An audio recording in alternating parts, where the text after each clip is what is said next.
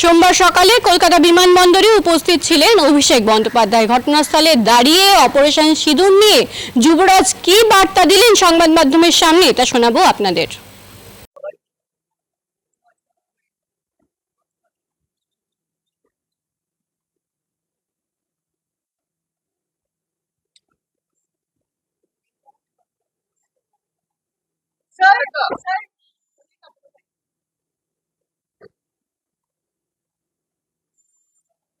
আপনি রদবদলের প্রস্তাব জমা দিয়েছিলেন সেপ্টেম্বর মাসে।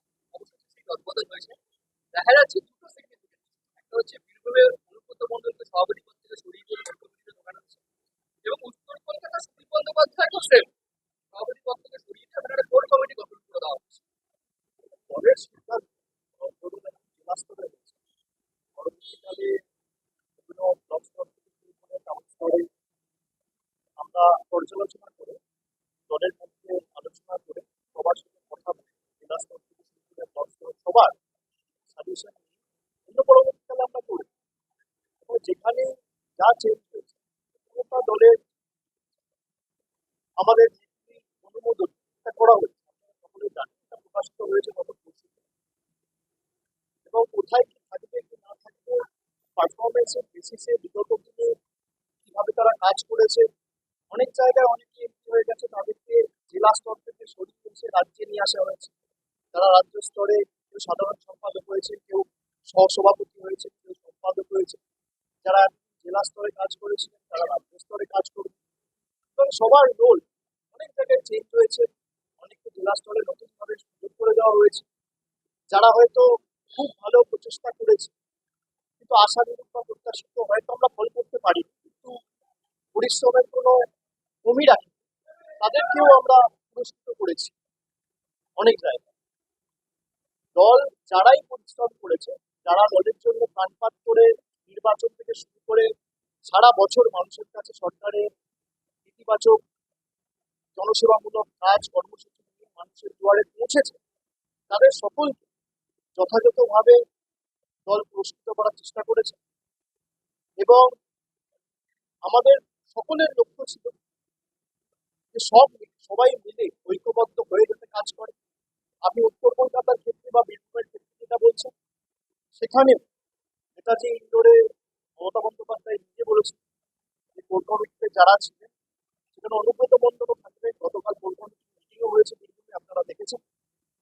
এবং উত্তর কলকাতার ক্ষেত্রে সুদীপ বন্দ্যোপাধ্যায় চেয়ারম্যান রয়েছে, সেখানে 7 জন এমএলএ, তার সাথে অ্যাডিশনাল 2 জন ট্রেড ইউনিয়নের স্বপন সমাদ্দার এবং জীবন শাহ, তাদের 2জনকে সংযুক্ত করা হয়েছে, এবং 9 জনের একটা কোর কমিটি করা হয়েছে। 9 জনের কোর কমিটি করে সুদীপ বন্দ্যোপাধ্যায়কে চেয়ারম্যানের দায়িত্বে রাখা হয়েছে। তারা সবাই মিলে যৌথভাবে কথা বলে প্রত্যেকটা এমএলএ রিপ্রেজেন্টেশন যদি থাকে তাহলে সবাই মিলে টিম ওয়ার্ক করে কাজ করবে। কার ক্ষমতা খর্ব হলো, তাকে বেশি পুরস্কৃত করা হলো, এটা কি এভাবে দেখা ঠিক?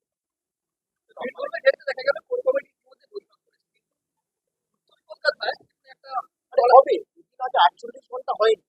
আসলে আপনাদের এক্সপেকটেশনটা তৃণমূলের কাছ থেকে এত হাই হয়ে গেছে যে একটা কমিটি রিলিজ করার পর আপনারা চান 24 ঘন্টার মধ্যে একটা বৈঠক হয়। এবার কেউ কোন প্রান্তে রয়েছে, কেউ রয়েছে কলকাতায়, কেউ রয়েছে কোনো জেলায়, কেউ গেছে কোনো তীর্থস্থান ভ্রমণে, সবাইকে তো একসাথে তারা আসতে 2 দিন টাইম লাগে। তো নিশ্চিতভাবে বীরভূমে যেমন গতকাল হয়েছে, অপেক্ষা করুন, নিশ্চিতভাবে উত্তর কলকাতাতেও হবে।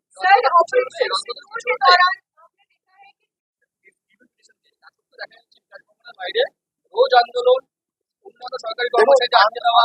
আমি একটা কথা বলি, গণতান্ত্রিক দেশে গণতান্ত্রিকভাবে আন্দোলন করা, প্রতিবাদ করা বা কোনো রকম ভাবে প্রতিবাদ প্রদর্শন করা অধিকার সবার আছে।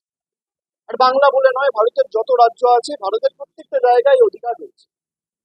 কিন্তু আমি কোনোভাবে তাদের আন্দোলনকে ছোট করবো না, সে ধৃষ্টতা আমার নেই। আমি কোনোভাবে চাই না এই আন্দোলনকে রাজনৈতিক রঙে রাঙানো হোক। কিন্তু যারা আন্দোলন করছে, আমার তাদের কাছে অনুরোধ থাকবে যে আন্দোলন কখনো হিংসাত্মক নয়। আমি কিছু ফুটেজ দেখেছি, আমি কাউকে দায়ী করছি, যে জোর জবরদস্তি গেট ভেঙে দেওয়া হচ্ছে। আন্দোলন কখনো উগ্র হয় না, আন্দোলন কখনো হিংস্র হয় না। গান্ধীজি অহিংসার কথা বলেছেন, নন ভায়োলেন্সের কথা বলেছেন। আমরা 100 দিনের কাজ নিয়ে দিল্লিতে আন্দোলন করেছি, বাংলা থেকে 10,000 জন গেছে। আমাদের উপর কিভাবে, এমনকি সাধারণ মানুষ ছেড়ে দিয়ে, মানে যারা নির্বাচিত প্রতিনিধি, এমনকি মহিলা প্রতিনিধিদের, জনজাতি মূলবাসী প্রতিনিধিদের চুলের মুঠি ধরে বার করেছে। আমরা অহিংসার পথ অবলম্বন করে আন্দোলন করেছি। আমরা পরের দিন এসে রাজভবনের বাইরে ধর্ণা দিয়েছি। আমরা হিংসার পথ অবলম্বন করি। আন্দোলন করার অধিকার সবার আছে, কিন্তু কোনোভাবে আন্দোলন যেন হিংস্র না হয়, আন্দোলন যেন কোনোভাবে বল প্রয়োগ করে, কোনো সরকারি সম্পত্তি নষ্ট করে, কিছুভাবে গেট ভেঙে, জোর জবরদস্তি বল প্রয়োগ করে, সেটা হলে আন্দোলনের যে সারমর্ম বা যে এসেন্সটা সেটা কোথাও হারিয়ে যায়। এটা আমার দৃঢ় বিশ্বাস। বাকি আন্দোলন যে কেউ করতে পারে, এতে অসুবিধার তো কিছু নেই। আর সরকারের ইন্টেন্ট পরিষ্কার করেছে। আমরা রিপিটিশন ফাইল করেছি সুপ্রিম কোর্টে, ম্যাটার সাবজেক্ট। বিচার ব্যবস্থার উপর ভরসা রাখুন, আজ নয় কাল আমার দৃঢ় বিশ্বাস বিচার হবে। ঠিক আছে।